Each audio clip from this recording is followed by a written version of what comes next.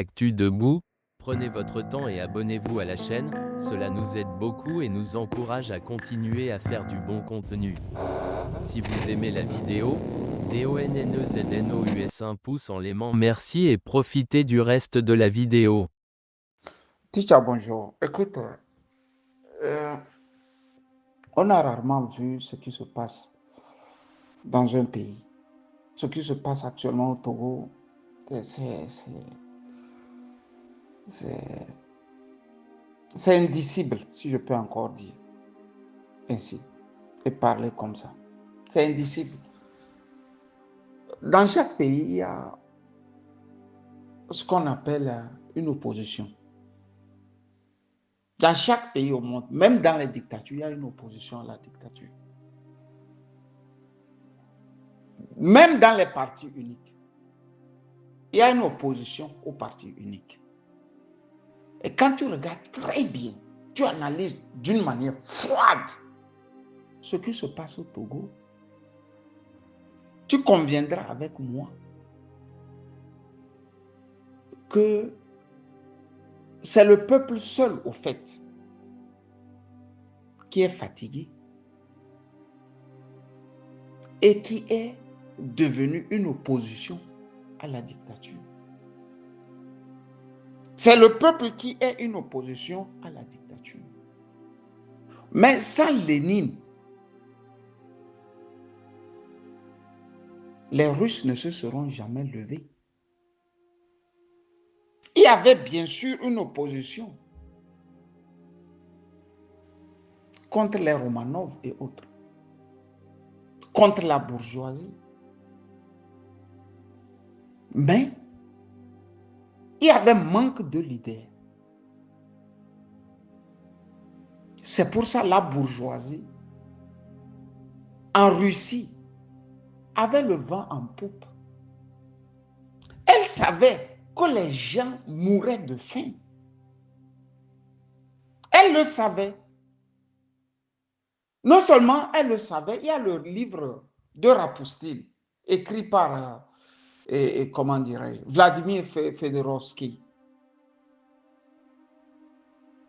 qui démontre à suffisance que le chaman, tu sais que Rapoustine, c'est un chaman, c'est-à-dire ce que nous appelons alpha, les petits, comment dirais-je, lanceurs de sorts, ou bien ceux qui savent lire dans les petits canaris, ou bien je ne sais pas comment vous les appellerez encore au Togo, les petits fakirs. Rapoustine était un chaman venu de Sibérie. Il va monter les strates de la bourgeoisie jusqu'à voir la reine pour lui dire que ça va finir mal. Parce que le peuple a faim. Il y aura une révolution. Et il va plus loin à dire, c'est quand moi je vais mourir, le jour où ils vont me tuer, et que vous verrez tout ce que je dis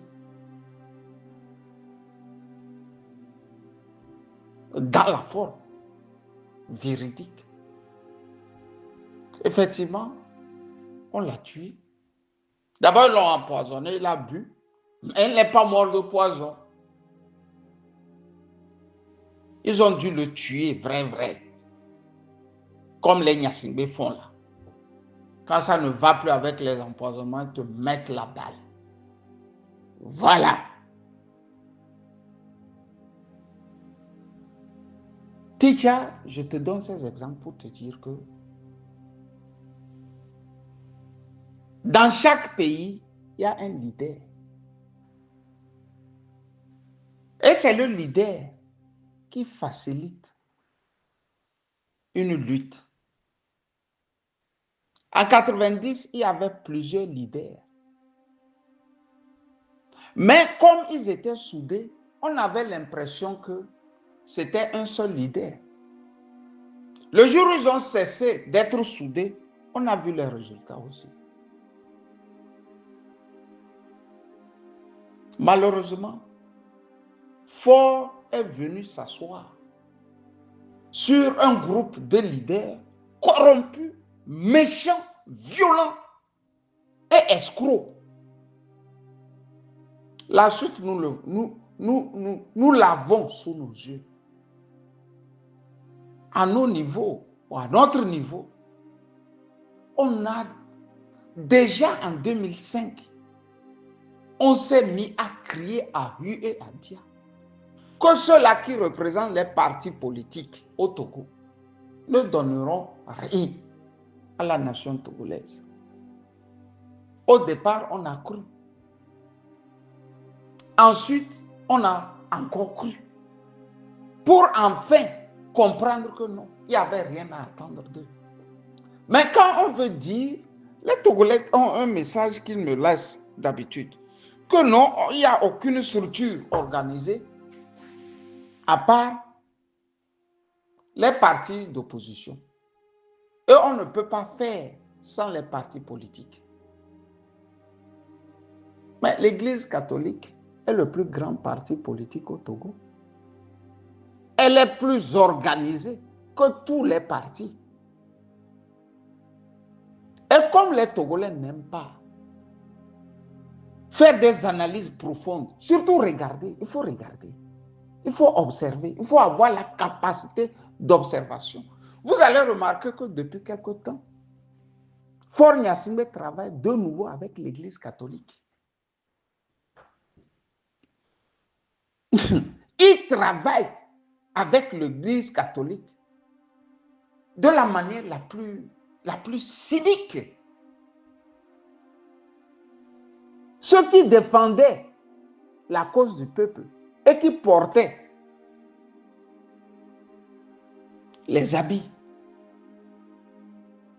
d'archevêque sont partis. Ceux qui restent là, vous allez voir à quoi ils vont servir. Vous avez vu les prêtres quand les patrons là tombaient, surtout quand Bariga est décédé. Les prêtres qui ont commencé, je vous ai dit, taisez-vous. Si on met l'argent dans le sous-temps, là, ils vont disparaître. Les gens pensaient que je mens. Les gens pensaient que je mens. Vous les entendez encore faire le combat. Teacher. Vous les entendez faire le combat. Le combat, c'est une constance. Depuis que j'ai commencé cette affaire, je n'ai jamais fléchi. Je le fais chaque jour que Dieu fait. Vous voyez Ferdinand, il est dans ça, les coups, il les prend, l'exil, la brutalité, il est toujours dans ça. C'est ça qu'on appelle la constance. Donc quand vous voyez un prêtre sortir là, crier, vous reprenez là. Mettez-le dans la liste des faussaires. Un vrai prêtre continue la lutte du premier jour où il vous a fait comprendre que, ou savoir que lui, il est un combattant jusqu'au dernier jour. On a vu des prêtres se battre pour les pays, mais pas sous la forme que nous avions en Afrique. C'est pour ça que je n'ai jamais compris, Ticha. Qu'on me dise que l'Église catholique ne fait pas le combat. C'est-à-dire quand tu es un prêtre, bon, tu dois te détacher de la politique. J'ai même vu comment il s'appelle, Boisbouvier poser cette question à Kofi Anyam. Boisbouvier dit à Kofi Anyam, mais pourquoi Monseigneur Kodjo fait de la politique? Alors que chez lui en France, l'abbé Pierre a fait la politique jusqu'à la tombe. Mieux, il a fait campagne pour Olivier Besancenot, l'extrême gauche, dans le temps. Vous voyez comment les Blancs là nous massacrent. Ce qu'eux font chaque jour chez eux, c'est ce que nous, on ne doit pas faire chez nous. Et ça prend. Mais sans le concours des prêtres, mais le communisme aurait pris toute l'Amérique latine, non? Ou bien? Monseigneur Barriga dit même qu'il a fait un pays comme ça, de l'Amérique latine, je ne sais plus c'est quel pays. Il raconte ça à qui veut l'entendre. Mais quand lui est parti là-bas, paix à son âme, sincèrement, je compatis à la douleur de la famille qui a perdu leur illustre fils. Quand il a vu ça là en Amérique latine, quand il est venu au Togo, qu'est-ce qu'il fait? Il se cache pour faire la politique. Non? Tu vois, non? Donc, pour te dire que, Ticha, ce que nous voyons au Togo est l'expression même d'un peuple déboussolé. Si tu ne sais pas aligner les mots, tu vas même dire que le peuple est faux. Le peuple est faux. On a accusé l'Allemagne d'avoir aidé les nazis à exterminer les Juifs. Et quand tu remarquais de près, pratiquement, c'est tout un peuple qui s'était levé contre l'homme juif. C'est factuel. Il y a des Allemands qui ont sauvé par-ci, par-là, mais près de 90% à 95% d'Allemands s'étaient alignés pour les pogroms. C'est factuel, c'est ça qui est vrai.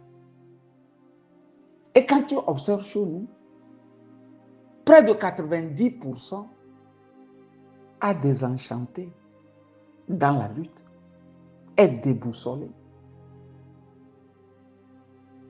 ne croit même plus, ou mieux, ne veut plus croire. Ce que nous voyons au Togo n'existe nulle part ailleurs. Ça n'existe nulle part ailleurs. Ils ont commencé par un jeu d'un enfant. Fornia Simbe est arrivé, lui-même leur disait, écoutez, je vais faire 5 ans. Je vais arranger les choses. Il y a une certaine presse qui nous a dit que bon, son papa est Kabyé et sa maman est du sud, de Palimé. Donc, il est la vraie jonction entre le Togolais. Papa du nord, maman du sud. À la fin, vous voyez très bien que si on vous le classe parmi les sudistes, vous poussez les Jurons. Si on vous le classe aussi parmi les Kabyés, vous poussez aussi les Jurons. Parce que la mentalité Kabyé n'est pas une mentalité qui dit de prendre tout pour soi et rien pour les autres. Dans le livre de Bassirou Aïva, il vous décrit comment le nordiste pense du sudiste. Un homme radin, pingre, malin. Si tu mets Fornia Simbe dans la liste des sudistes aussi, tu pousses les Jurons. Fin de course, on a été tous trompés déjà. Le vrai gagnant des 20 dernières années au Togo, c'est Fornia Simbe et la clique qui l'entoure. Plus les services occidentaux, sinon l'Occident, les présidents, les ambassadeurs et les courtisans. Ce sont les vrais gagnants. Ce sont les vrais gagnants de ces 20 dernières années. L'école a cessé au Togo. C'est une triste réalité.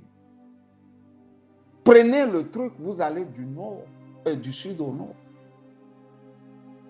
Et si vous voulez jauger ce qui s'est passé ces 20 dernières années, allez là où vous-même vous avez été à l'école.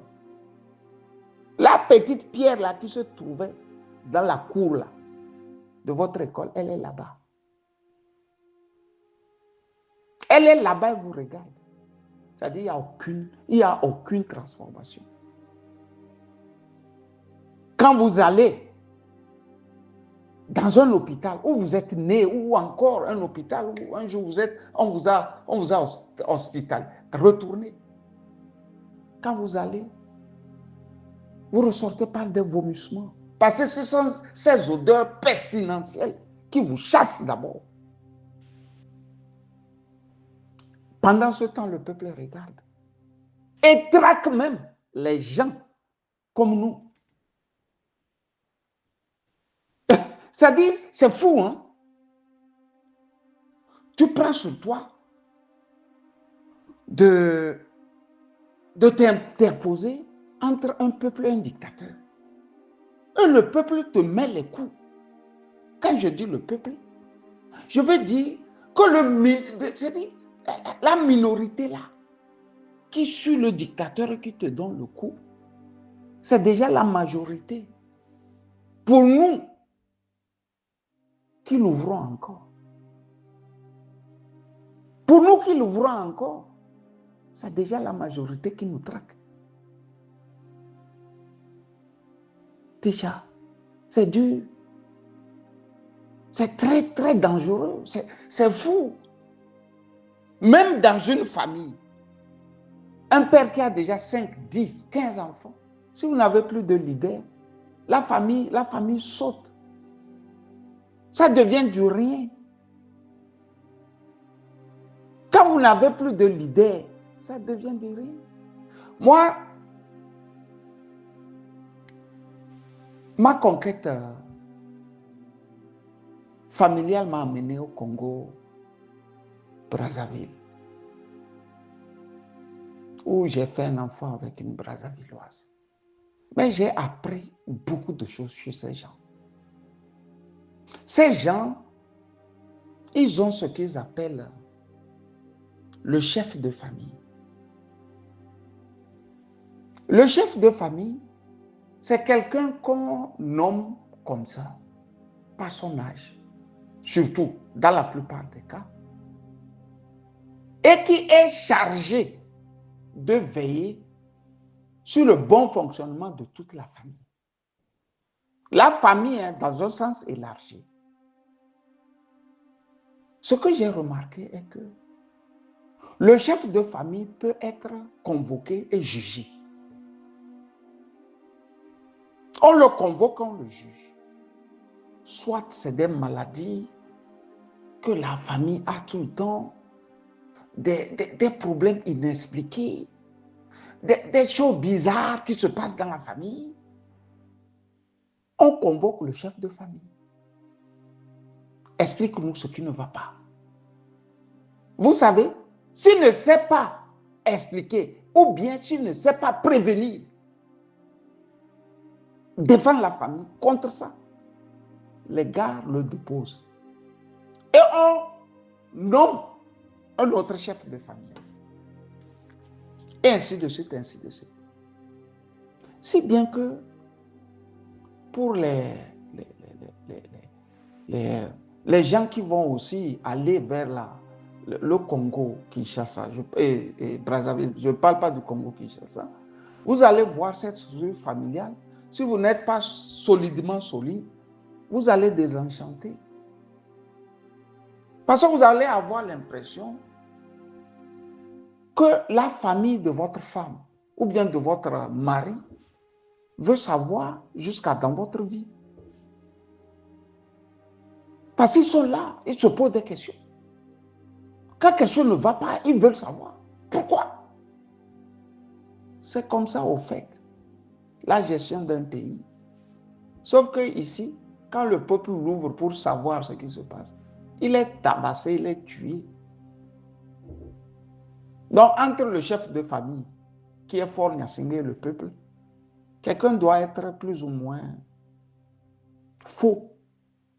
Et pour le moment, moi, je dis c'est le peuple qui est faux.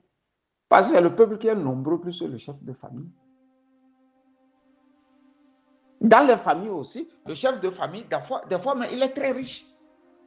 Mais il n'arrive pas à corrompre la famille.